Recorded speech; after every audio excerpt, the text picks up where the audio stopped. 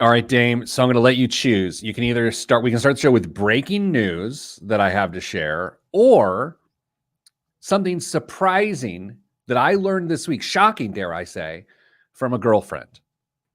So where do you want to start? Do we get both of these at some point during the show? Yeah. I mean, I could go back to back. I'm just like, how do you want to start this? Breaking news. Ooh, this is some breaking news. I am coming out of stand-up comedy retirement for one night only.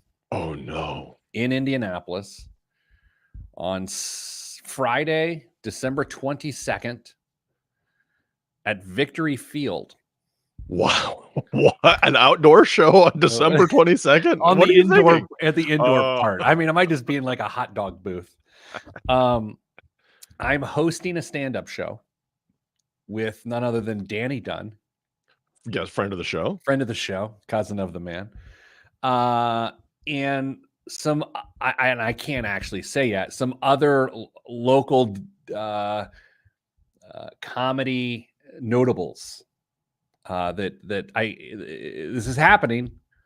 Tickets are on sale possibly today. Probably I'll get you details next week. I'm hosting. I've never hosted a comedy show. I know I've been a stand-up comedian. Mm-hmm. I've hosted a bazillion things. I've never hosted a comedy show. You're going to take to it like a duck to water. I just know it. So I mean, is there any shot it's recorded? I'm sure Danny will record it. Yeah, I'm sure I could probably get that.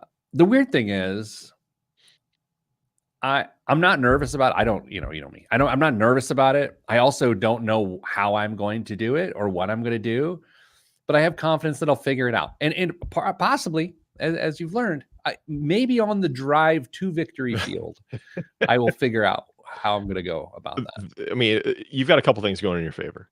You already know where you're going to park, so you don't have to stress about that. I thought about that immediately when I found out where it was going to be. Plenty of parking. I mean, that one of my other questions was, are you going to go with some tried and true bits, or are you going to try and work up some new material? All new material, man. I can't. Oh, come on. What challenge is that? I mean, what fun is it to go back to things that always get laughs? I'd rather try something new. Yeah, I mean, the people you're introducing wouldn't want you to just set them up for, with a great crowd. They want you to go up there and stink it up a little bit before they step on stage and get people in a little rough mood.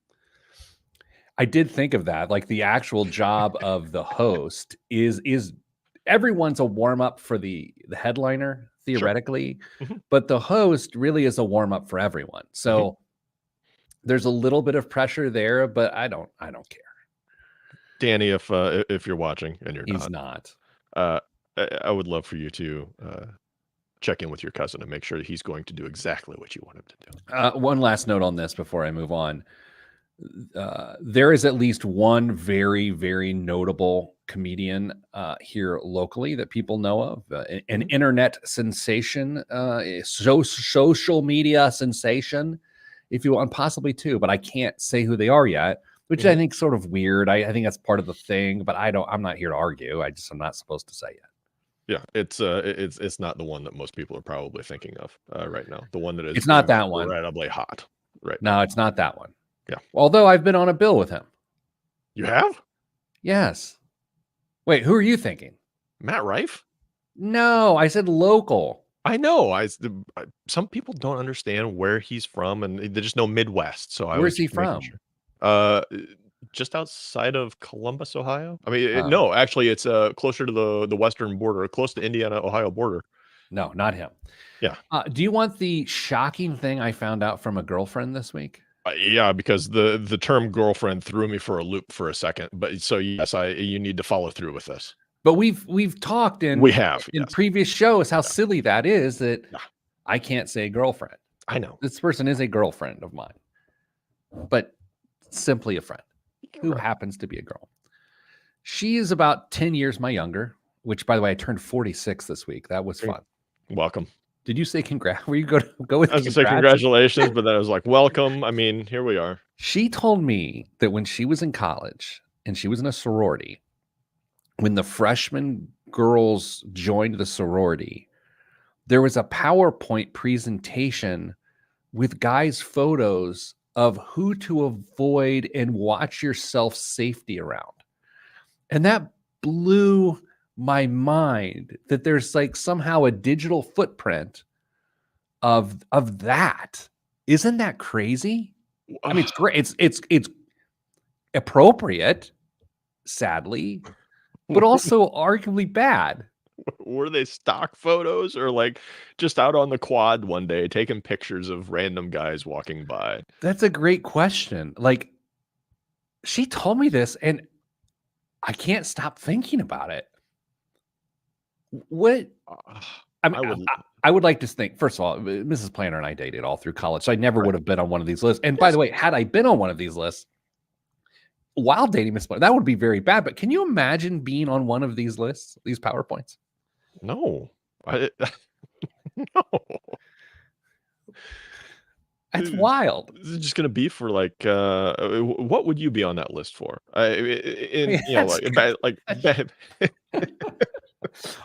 Uncomfortable jokes. Yeah, exactly. That's like, he will make you lose your appetite by merely looking at him. Well, they have some benefits. So, you want to do a financial show? Well, that's what the people are expecting. I know. Whatever. Let's give them what they want. I actually had somebody compliment us just last night. They said they hadn't listened to the show in a while, which who can blame them? But they were always impressed with the quality of the show. So they're actually older than me and you. Whoa. Yeah. Between the next two segments, I have what I believe to be one of the funniest jokes I've ever delivered in a live audience. It happened on Tuesday night, and I want to share that with you. I told you, right? You told me, and it is fantastic. Yeah. Okay, so I will share it again to everyone here, but let's get a segment down. Are you ready to go? And waiting. 3, 2, 1. This week on the Pete the Planner Show, we answer your money questions. Here's how the show works. You email us askpete@petetheplanner.com. That's askpete@petetheplanner.com, and we will answer your questions. Oddly enough, today, one of our segments is what questions should you be asking about your financial life but aren't? That's what I meant to say. By we, I mean Damian, Dunn, and I. Hello, Dame. Good day, Pete. We haven't spoken of Kristen's absence yet today. She's under the weather. So we are above the weather. So we're here. She's not. We'll see her next week. Get well. Dame, we're going to do a couple things today. We're going to do things you should be asking about your financial life but aren't. But then we also kind of wanted to do a little tribute to an icon of investing who passed away at the ripe age of 99 years old this week. None other than Charles Thomas Munger, known as Warren Buffett's BFF, his partner. Like what do we call him? His partner, right? Just call him a financial genius is what I call him. He is a financial genius. Some facts to know about him. He's led investments at Berkshire Hathaway for decades. He was married twice, both to a woman named Nancy, which I just thought was interesting. Yeah. Oh, and yeah, he has a lot of substance too, which we're going to cover now. And Dame has put together iconic Charlie Munger quotes that we are going to react to. Did I represent this segment well? Yeah, it's fair. I mean, one of the things that Warren Buffett's known for is his annual shareholder letter, but Charlie Munger has had some amazing quotes, some of them a little on the nose over the years, but it gives us something to think about. And the first one I'm going to read, Pete, is going to potentially be a challenge for us because it might stand in the face of some common advice that we give regularly. So I think it'll be an interesting reaction for us to see what we do with it.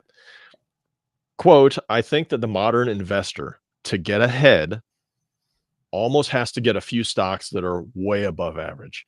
They try and have a few Apples and Googles or so on just to keep up because they know that a significant percentage of all the gains that come to all the common share stockholders combined is going to come from a few of these super competitors. That was said in 2023 in a Wall Street Journal interview. So Charlie Munger, advocating for not just buying the index, but having a few specific home runs for the average investor to get ahead.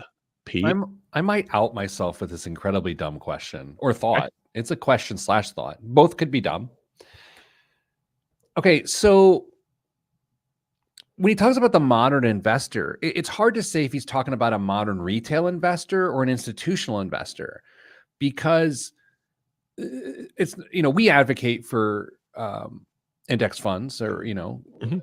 and it's quite possible that he's actually talking about Berkshire Hathaway itself, as opposed to you and me, who wouldn't he rather just see us invest in Berkshire Hathaway? Like, do you see my distinction Yeah, there? that's fair. I don't think he's under any illusion that people aren't just going to make their portfolio a three holding portfolio with Berkshire being the cornerstone. And he realizes that people are going to do what they want. And he's, in my opinion, he's addressing the average Joe here, who's trying to prepare for whatever financial goal, most likely retirement, that they are chasing by investing. It is worth noting, as Chris points out on the Facebook Live broadcast that we've got going right now, that this is also your stock pick of the year, or has been. Has been, not this year, last year. All right. What else did Mr. Munger offer us in his 99 years? Well, there are huge advantages for an individual to get into a position where you make a few great investments and just sit on your butt. You're paying less to brokers, you're listening to less nonsense, and if it works, the governmental tax system gives you an extra 1, 2, or 3 percentage points per annum compounded. This seems so consistent with the last piece of advice, and here's the thread I'm sensing. It's assuming a person is doing their own investing, yet I don't think he would really want the average Joe executing on this advice. You know what I mean? Yeah, that's an interesting point. I don't know if he advocated for overly complex investing strategies. I mean, obviously, what Berkshire did was very detailed and very into the weeds on that. But he really wanted to push the investing strategy of Berkshire Hathaway to buying really, really nice companies at um, reasonable prices versus what I understand Warren Buffett's perspective was at the beginning was to I think they called them cigar butt companies. You're buying the stuff that nobody wanted, being a huge contrarian and waiting for them to come back into favor and really appreciate. So trying to discern between those two can be challenging at sometimes. But for the average investor, I don't know what his feel was. I know that he was certainly against some certain things, which I may have a quote on. Yes, I do have a quote on later. But I don't know how complex he thought the average investor should get with his. He's not a John Bogle by any stretch. You and I are tracking, because the reason I bring that up is because of how he felt about cryptocurrency and Robinhood. And I know you're getting there, but I will start with he thought Bitcoin and other cryptocurrencies were noxious poison. Yeah. That it was beneath contempt, stupid, immoral, and disgusting. So maybe Charlie Munger and I would have had a great time at a party, drinking like gin-soaked raisins or something. And Metamucil, who knows? The quote that I had pulled for crypto is: a cryptocurrency is not a currency, not a commodity, and not a security. Instead, it's a gambling contract with nearly 100% edge for the house, entered into a country where gambling contracts are traditionally regulated only by states that compete in laxity. Doug, if you're listening to this, I apologize. I should have told you to plug your ears before we got into the crypto section of Charlie Munger. He goes on to say, quote, "It's like somebody else is trading turds and you decide I can't be left out. It's akin to a venereal disease." This is 99-year-old Charlie Munger in the last few years just dropping bombs to the average investor. He is always known for sort of his wit and wisdom and his quirky way of delivering hard truths, I guess. Yeah, a couple. If we want to shift away from the investing side of things into the more everyday life, life advice from Charlie Munger. Hold on to your seats, I guess. Be prepared for anything at this point. In my whole life, I've known no wise people over a broad subject matter area who didn't read all the time. None. Zero. You'd be amazed at how much Warren reads and how much I read. My children laugh at me. They think I'm a book with a couple of legs sticking out. Man, I that resonates. That resonates with me. Uh yeah, I'm at a point in my life where I'm reading a lot right now, and I remember when part of my career when I thought I knew a lot more than I actually did is when I wasn't actually reading. Like I Mhm. was cockier and more self-assured about what I knew when I wasn't reading than I am now, and I read nonstop. That's interesting wisdom there. Yep. And last one I'll squeeze in, acquire worldly wisdom and adjust your behavior accordingly. If your new behavior gives you a little temporary unpopularity with your peer group, then to hell with them. Well said. All right, so let's do this. Rest in peace, Charlie Munger. Thank you for your wisdom over the years. And Dame, we'll do this coming up after the break. Let's talk about questions that people should be asking of their financial lives, but just don't even know to do that. It's you don't know what you don't know, and you Yep. don't know what you should be asking, and that is next, right here on the Pete the Planner Show. Pete the Planner.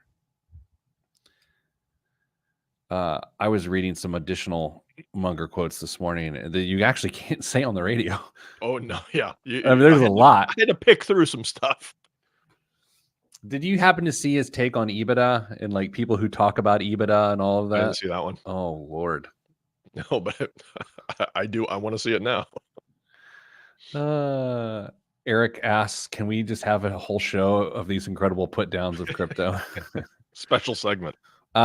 Dame in crypto and alternative investment news this week, and maybe hopefully I don't burn your news here. Cristiano Ronaldo sued for $1 billion for his role in NFT promotion. Uh, Oh man. good thing he has a $1 billion soccer contract. Yeah, I mean it's tough. Who could have possibly foreseen NFTs not working out?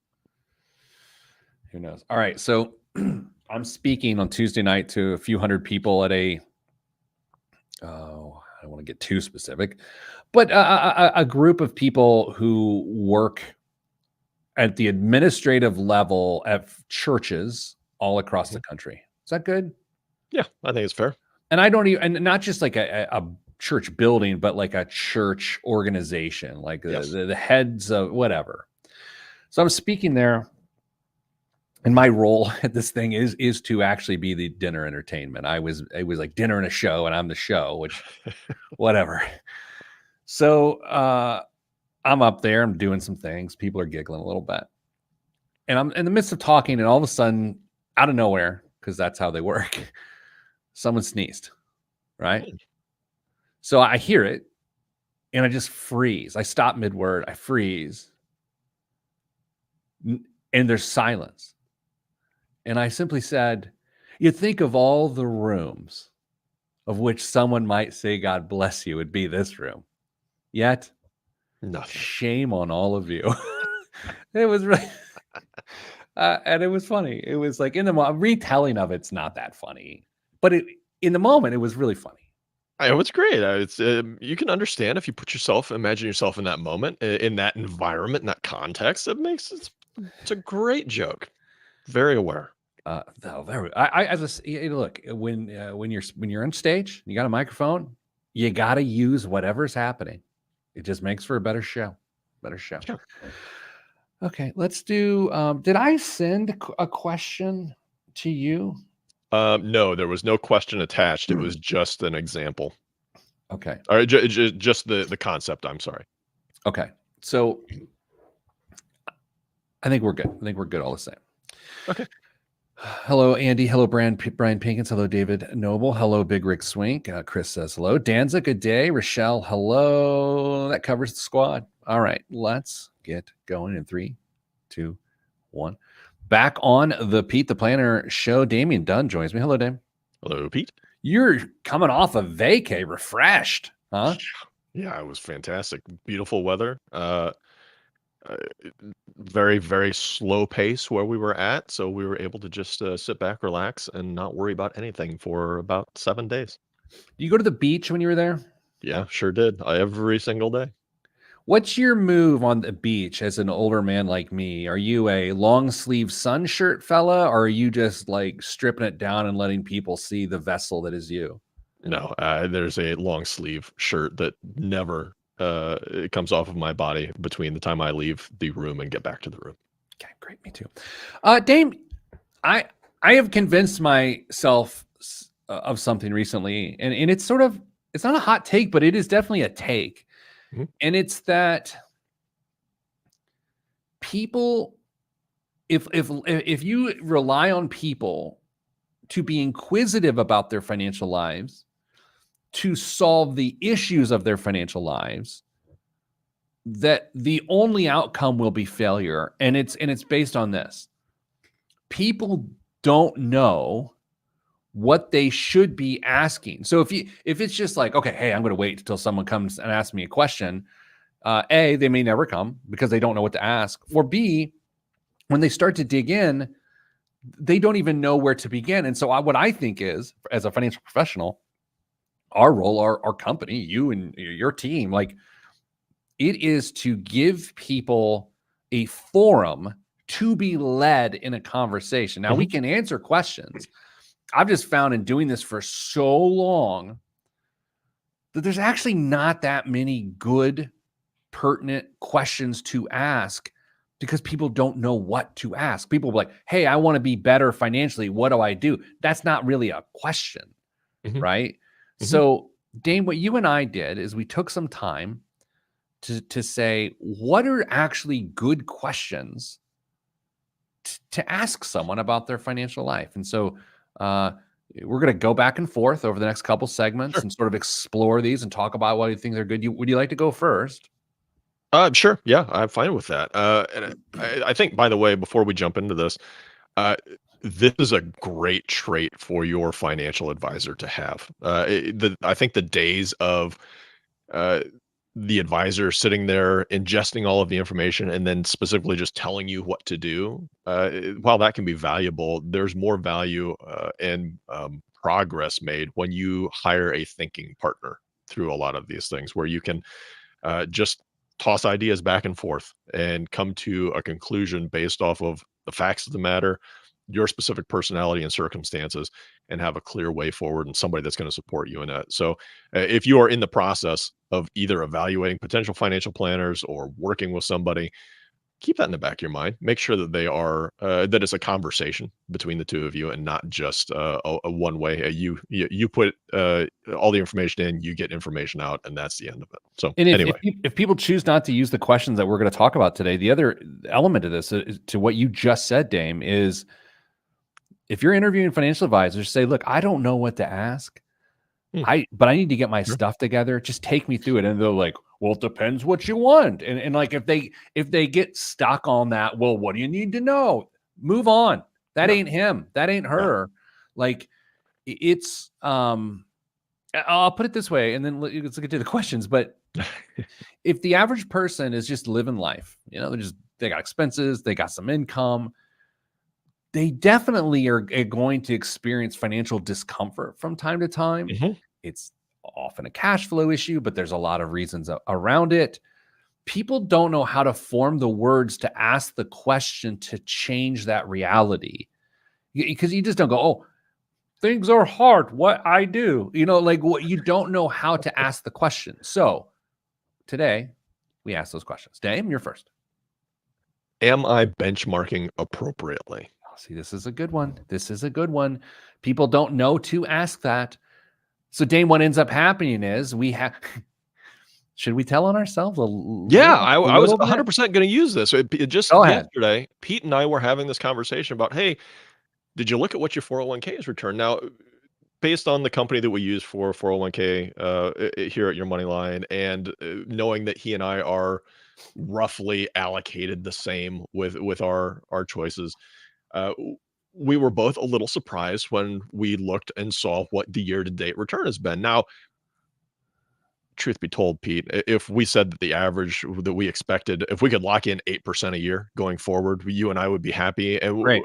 we're doing better than that, but we were benchmarking against the S&P 500, which is up. Well, yesterday it was 20-ish% for year to date. We are. Do you want to say Yeah, about half that. about half that? A little more than half of that is where we were at for year to date. Now, both of those things are completely true, but we are in a diversified portfolio that is US based, international, has some, but not a ton of bond exposure as well. And we're comparing our returns against the S&P 500, which is just doing phenomenal this year. And if you compare any of the other indexes, they're not keeping up to the S&P 500, largely because of 7 companies, by the way. But that's not an appropriate benchmark for our portfolios that we're invested in. And if you are, looking at your returns on your statements every year, saying, "Well, I listen to the news and the S&P 500 is up 20%. Why am I only doing 10 or 12 or whatever it may be?" There's a very reasonable answer for that. I promise. You're just using the wrong benchmark, and this is a very narrow application of the question. The weird thing is, you and I know this. We know better. Sure. But the second I sent you a pretty vanilla prompt to bring this up yesterday, and you honed in on exactly what I stupidly honed in on, was how much it felt like it underperformed the S&P. And you and I know better. You and I Mhm, know better that there's some sort of blended basket that makes more sense for us to benchmark mhm. to. But if you and I, let's say we struggle, let's use the verb struggle with that. I mean, the average Joe is really going to not have the context there. Absolutely, and that's what turns into the, when if the average indices are coming back at between 8 and 10%, the average investor return is 2 to 3%. It's because they see this information, they go out and they make changes based on emotion and not long-term investing planning.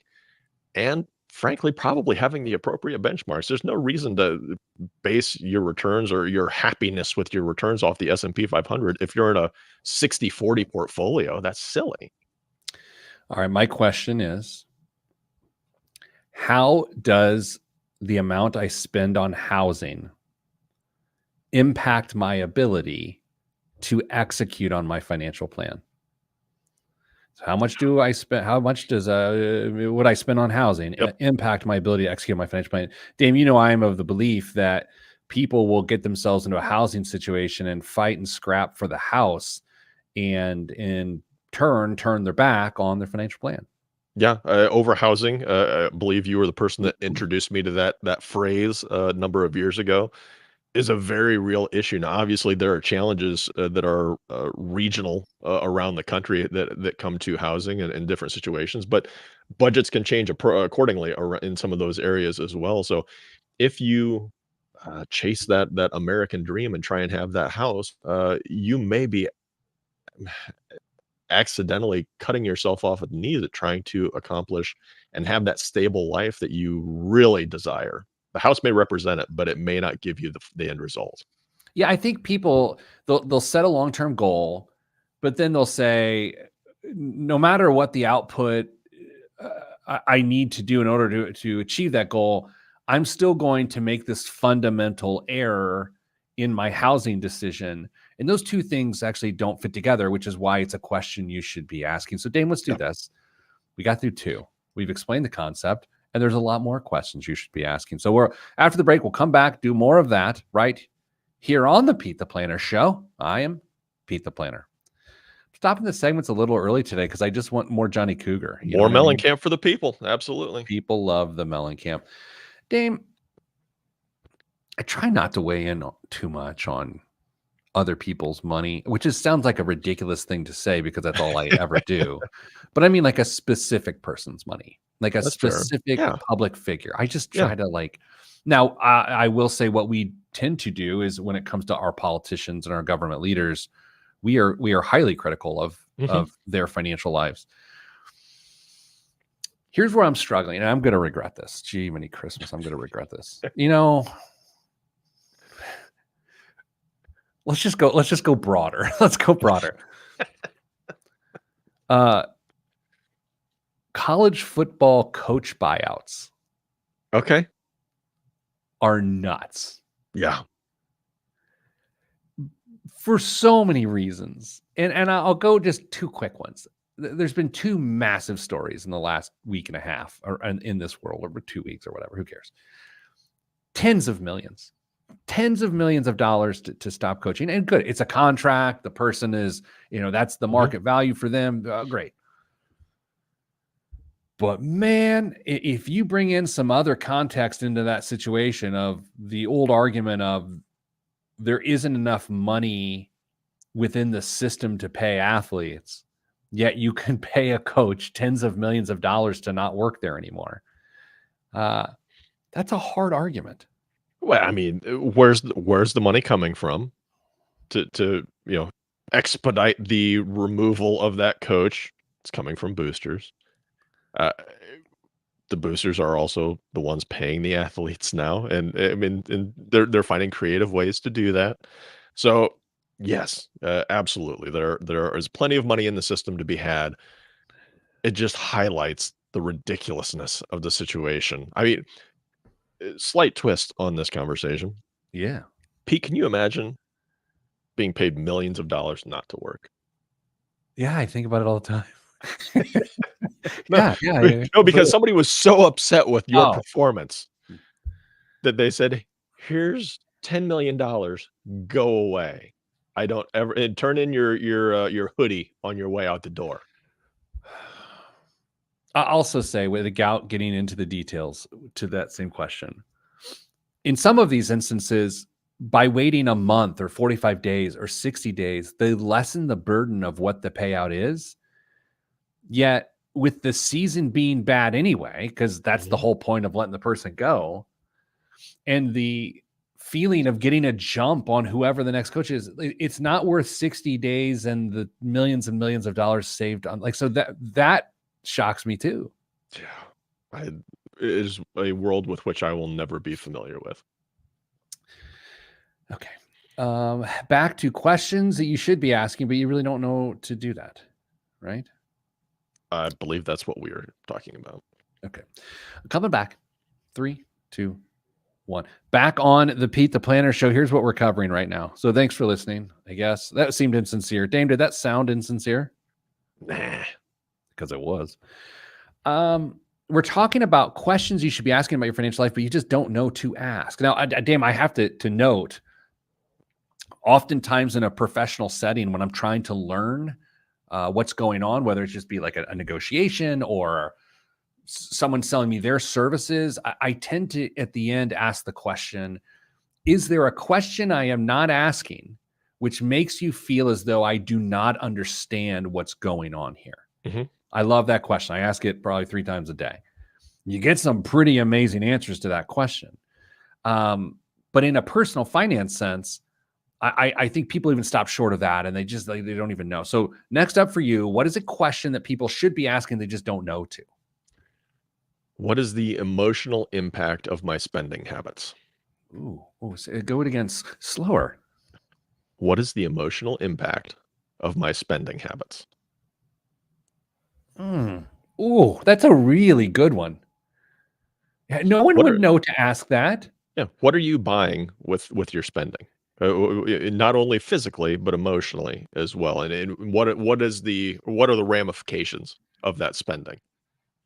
Because we're all familiar with the ups and the downs of the balance in your checking account and the balance on your credit card, but what are the ramifications of the spending on the emotional, the person themselves, the psyche? Because I read a book, and I'm going to completely space. And if Kristen were here, she would tell me the title of it and the author. But one of the posits in that book was, we've all talked about wants and needs. There are no wants. Everything is a need, but what you are buying may not actually be filling that need. There may be other circumstances around that purchase. That's the need that needs filled, not the actual thing that you're spending money on. Ooh, I've never heard you guys talk about that one. Really? No, either that or I didn't listen. Yeah, well. So this is interesting too, because it is on the track of my next one, Hmm. which is I have a pay increase coming up of 5%. Hmm. How can I prevent that raise from making retirement more difficult? Harder. Yeah. And I don't think people think in those binary terms when they get a pay raise, because it is never even. It is either this raise improved the ease of which you will be able to retire, or it made it more difficult. It is never a non-factor. And when you think about it through that through that lens, it's sort of shocking and alarmist, you know? Yeah, it's actually is very, very similar to one of the questions I had, which is what is the long-term impact of my current lifestyle on my future finances? Yeah, which also begs one that I like. This is back and forth. This is fun. I like, um, at what point in time will I need less money? Mm, Because that's the goal, yeah. is not to have more money because you're gonna in default need more money. It's how do you design your life financially so you will need less money. Yeah, I mean, those 5 years prior to retirement and 5 years after the retirement is declared, whatever you wanna call it, that's gonna look different for almost every person. How much money do you need 5 years before to the 5 years after? And, ideally, I mean, we could create a list of ideal scenario for somebody who is in retirement, entering or just beyond retirement, but it's gonna look different, and the key for you, if you're doing any sort of planning, is to figure out when those big things roll off. How much money are you really gonna need? Because that's gonna help you determine how quickly do you have to burn through your resources? Sure, you're going to have Social Security. Maybe if you're lucky, you're going to have a pension, but the rest of it's going to probably be funded by you and whether that's part time work or savings. And how are you going to fill that gap? And if you can determine how much money you're going to need and when, it gets a heck of a lot easier to figure this out. And it's not an easy question to answer because there are so many variables, especially when you're planning for something 5, 10 years down the road. We just don't know, but we have to make a reasonable guess at it so you can plan accordingly. Breaking news on the Sandra Day O'Connor just passed away. The Really? former Supreme Court justice. And Hoosier. Oh, yeah, just breaking news. Sorry to break it to you, unless you're listening on the podcast, but Yeah, everyone on the live stream, sorry. yeah, or radio on Sunday, which they may have news in between our yeah. Oh, well. Possibly. Yeah. She's in her 90s. Is that the third? I mean, there was Henry Kissinger, Charlie Munger, Sandra Day O'Connor. Do you believe in the death in threes thing? I try not to think about it, but if you do, then we'll say, "Yes, it was the 3rd," and we can move on. Because then it's not me. I start another We third. You're not in your 90s, though if we have a string of people in their 40s, you've got my attention. I have the hairline of a man in his 90s. Back to the show, Dame. What about, and this is a bit sort of a cute turn of phrase, and you and I were talking about this before the show. To what degree, this is the question you should be asking, to what degree are my liabilities actually an asset?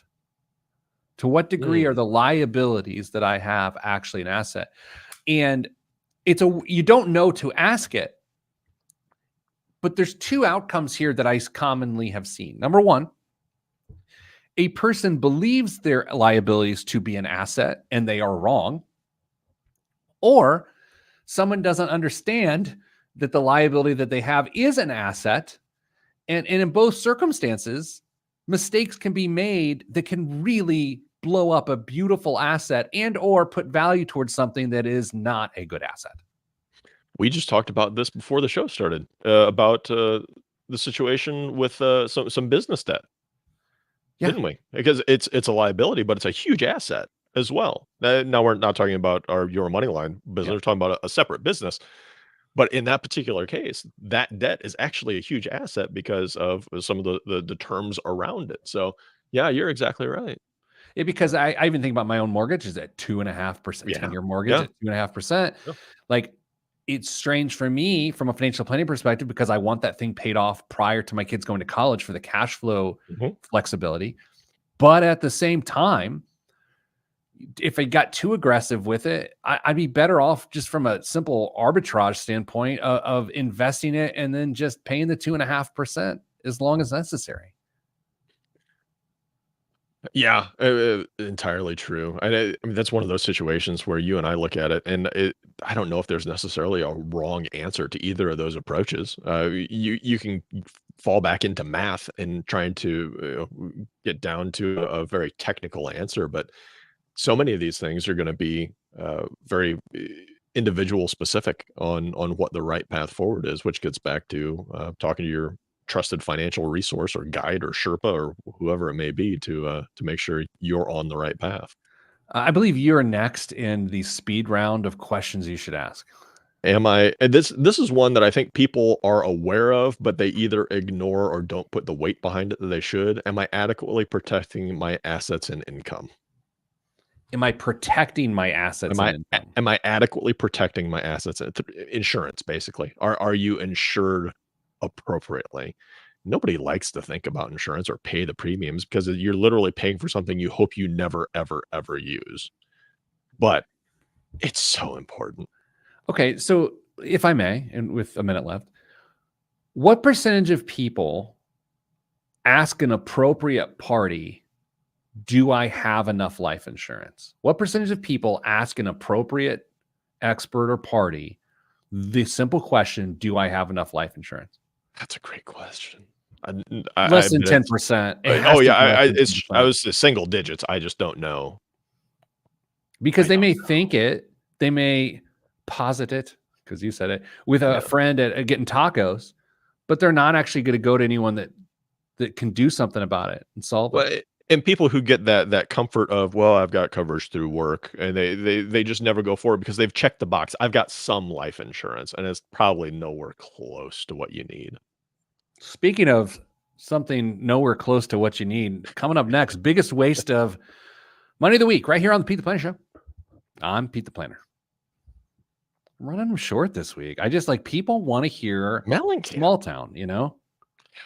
Pink houses. Pink house for you and me. I met a boyhood hero of mine on Tuesday morning. You're waiting till the next to last segment to tell us this? Sorry, a lot going on.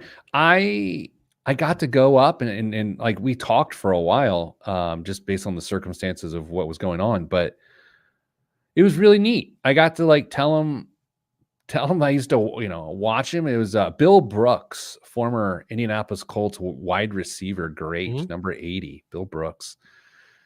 I was at a thing and he was there and we're talking and I was just like, man, can I just tell you? And I know I'm not trying to make you feel old, but I'm gonna. It was really cool. I mean, what's the old, they never meet your heroes or anything like that. I get that, but A through Z, that guy is a class act. And I think that's why even as a kid, you kind of could figure out, I was like, man, this guy, he's a great human. It was really cool. So I got to tell him. What's the chance that you could lock him down on a couple different routes right now if you were to line up against him? Dude, I'm old. I turned 46. He's old. I mean, he's got to be, I don't even know. So let's look him up. Him up. All right. So he looks like he's in great shape. He's small too. I mean, with all due respect, let's see how old he is. He's 59. Oh my gosh. What level of college athletics do you think somebody like Jerry Rice or Randy Moss would have to play on to be the best receiver in the league? I don't understand the question. So if Randy Moss or Jerry Rice were to get back into playing football, okay, they're not going to be the best in the NFL, right? What level of college athletics would they play? Division I, Division II, NAIA, JUCO. Gotcha. What level would they have to play at to be, let's just say, the top 5% receivers in the league? So I don't know enough about college football, but I will say this, that I know there are power conferences. Yes. I think guaranteed right below the power conferences, I think they could do it. But I don't know enough about college football. I don't either. Yeah. I think it's an interesting question. Yeah. Interesting. But you're saying as their current age. Right now, Yeah. put the pads back on and go. What was the old Larry Bird thing? People would say, well, like, who's better, you or LeBron James? And he said, I think I could take him, but then again, I'm 60, right? Like he would take him at the current age, like something. Yeah. And that's to butcher someone's funny joke. Okay. I think I kind of like the Guam this week.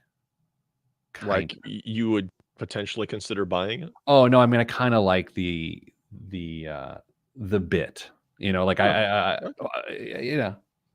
Sometimes they're good, sometimes they're bad. Prepare to be underwhelmed, everybody. I will say, great friend of the show, Gordon McElwain, sent me, old Gordo. Absolutely. Guys, legend. I love that man. Yes. You want to talk about kind people. Gordon sent me an email with a biggest waste of money of the week candidate. And there just wasn't good enough copy, and I would have had to write the copy. Yeah. But it was a Mont Blanc pen, like a writing instrument. Yeah. That had like some diamonds, and it was $140,000 for a pen. For something you'd lose in 2 weeks. Yeah, absolutely. Yeah. Do you remember Mr. Grip pens? I remember the name. I don't remember. Were they the triangle grip pens? Kinda. They just like a thicker grip, and they were if you had arthritis or you had terrible handwriting. And so I had, as you well know, I have terrible handwriting. And so at one point I switched to the Mr. Grip, which was not $140,000. Oh, Dr. Grip. Rick says it's Dr. Grip. I made a very unfortunate discovery when my kids were younger. When your kids are just getting into school, did they have your kids buy those really fat pencils? Yes.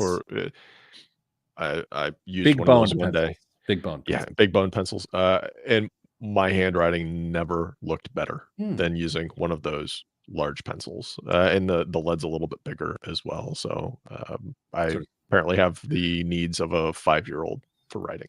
By the way, I would like to. I've often said on the show at various times in my life, I'm so fearful that I'm going to have to make a public apology. And I feel like I'm here right now in this moment.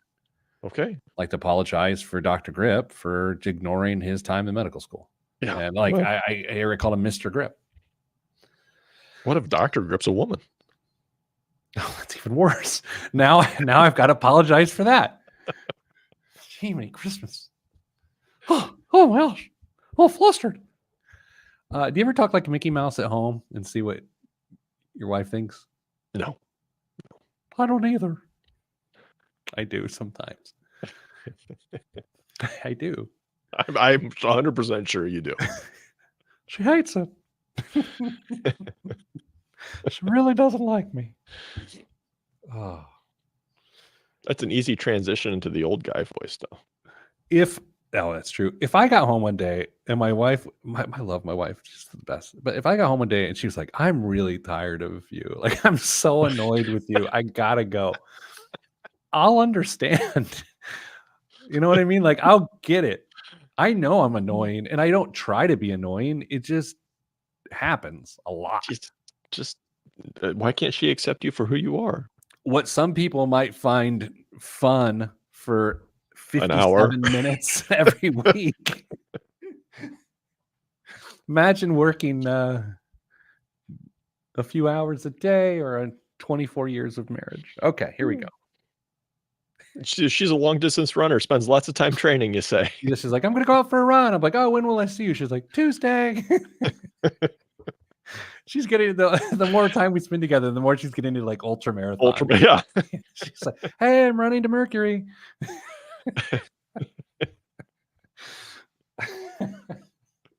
Okay, here we go. She also hates when I talk about her on the show, so she'll never know. Double whammy.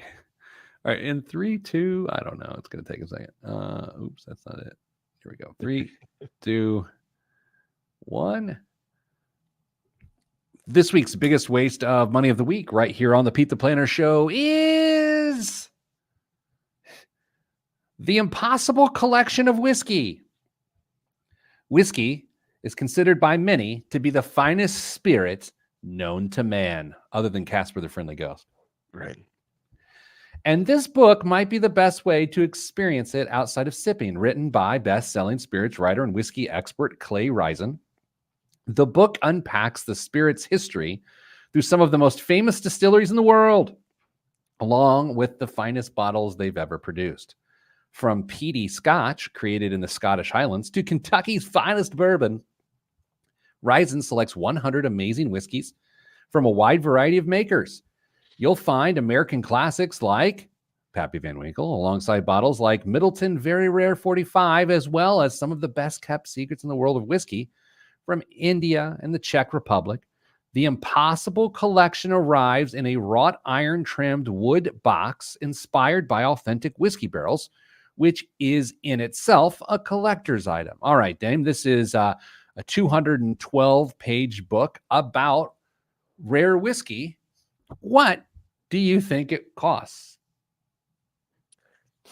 Too much, first, which is obviously the theme of this segment. I will 212 pages. What's the mash bill of the book? The pulp bill. Yeah. $250. All right. In the spirit of our fine friend Kristen, who's not feeling well today, what would she have guessed? You get to guess what she would have guessed. $150. Okay. The answer is $1,200 for a book about rare whiskeys. Here's the dumb thing. Actually, it's not dumb. For $1,200, you could get a bottle of Pappy. Well, yeah, this is just a coffee table book. Right? Okay. I mean, I know you're not a big, you don't dislike bourbon and whiskey, No. right? Has it got coupon pages that you can tear out in the back as you visit the distilleries and get a discount? No, but would you rather have a bottle of Pappy or a book that has a picture of Pappy?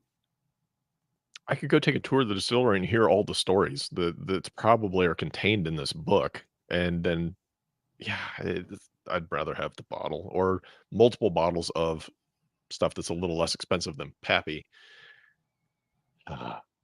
Dane, what's in the news this week? Nothing that depressing. Some people think money can buy happiness. Millennials say they need $525,000 a year to achieve financial happiness, which is among the highest of all generations, according to an Empower survey conducted by the Harris Poll. Millennials, the generation roughly born between 1981 and 1996, far outpaced the other generations with their salary desires. That was more than triple that of Gen X, which had the next highest salary needs. The median weekly earnings for a U.S. worker are, Pete, guessing game, median earnings, weekly earnings for a U.S. worker. Oh boy, this is gonna really hurt. $1,000. $1,059. Oh, $1,059. Very well done. Oh my God. Which is just over $55,000 for those of you playing at home for the entire year, according to the Bureau of Labor Statistics. That means millennials, at least according to the survey, say they need nearly 10 times the median salary to achieve financial happiness. And other generations say they need more than double the median amount. Millennials are also, which I think this is interesting, millennials are also at the prime age for several major financial decisions, such as purchasing a home, having kids, which could be related to their relatively higher salary demands for financial happiness. Respondents define happiness in a variety of ways, including paying bills on time, living debt-free, affording everyday luxuries without worry, and owning a home. I'm trying to think how to react to this, and I keep just coming back to it. Kind of makes me sad. Yes. I could get mad and be like, "You're so," but I'm just like, that's sad. That's really sad. Yeah, that they feel like that's what it's going to take for them to achieve financial happiness. So if they're just looking at buying a house for the first time and seeing things go nuts, like they have over the last 3 years, and paying bills and college loans and all that, it's very easily understand an inflated, potentially exaggerated desire for a high income to take care of all that stuff. But Over $500,000. It seems like a TikTok skit where people are asking young women on the street how much they expect their engagement ring to be. Yeah, I'm trying not to be like insulting any more than normal, and that's just, it seems so out of touch. A few years ago, young Theodore, uh, my parents gave him some football cards or something, and he got a Patrick Mahomes card, and he looked it up online, and it was worth $75. Wow. And Ted, Sell, sell, sell. yeah, he comes running over to where we're sitting. He goes, "I just looked this up. It's worth $75. I'm a millionaire." And when I think about people being out of touch with money, I think about Ted's excitement telling us that he's a millionaire while also saying that he's actually worth $75. And that's what makes me think of here. Wait until he learns the scam that pricing guides are. So, Oh, that's the truth. What else is in the news? if seeing the Amazon van approaching gives you a thrill, it's because you've ordered so much that you don't remember what's coming, and it's like a little surprise every time. You're probably not alone. Last year, the company delivered more packages to U.S. homes than UPS, which it surpassed for the first time, and FedEx, which it's beaten since 2020. Amazon expects to deliver more boxes this year, estimating 5.9 billion, up from last year's 5.2 billion, according to Wall Street Journal. But the U.S. Postal Service still carries the most packages, in part because the OG handles hundreds of millions of parcels for UPS, FedEx, and Amazon. Yeah, this time of year, my neighborhood streets, well, they're always filled with FedEx and UPS and Amazon. Yeah. Like, and you know what time of day they come and all of that, but it is pretty wild, like how Yeah. our society in the last, I don't know, couple decades have turned into that, the ubiquitous sight of delivery trucks. It's crazy to think that when we were kids, we used to get catalogs delivered to our house to figure out what we wanted to buy, and then we would go buy them at those locations. Now we basically look at those locations online and have them send the products to us. It's completely reversed. I feel like we've kind of touched on this idea before, but have you ever felt bad based on getting really low shipping for something that's really far away? And this idea, not that they put the one thing on a plane and flew it from New Zealand or something, but you know what I mean? Of like just like Yeah. the wasteful nature of I'm flying a watch band from Auckland, New Zealand, and it cost me nothing. And it seems a little strange. I mean, that's where else are you gonna get your kangaroo hair watch bands? It was a wallaby. Ah, that's right. That's right. That wasn't a great accent. One last story.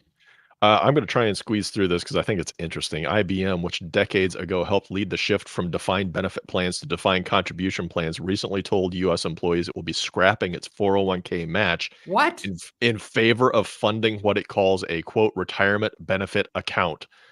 Other companies may find it tricky to follow suit, experts say. Starting next year, IBM will no longer provide a 5% match and a 1% automatic contribution into the employee's 401k. Instead, effective January 1st, the company will put a 5% into the RBA, essentially a pension plan that will pay 6% interest through 2026. And after that, it will earn a rate equivalent to the 10-year U.S. Treasury yield with a 3% floor through 2033.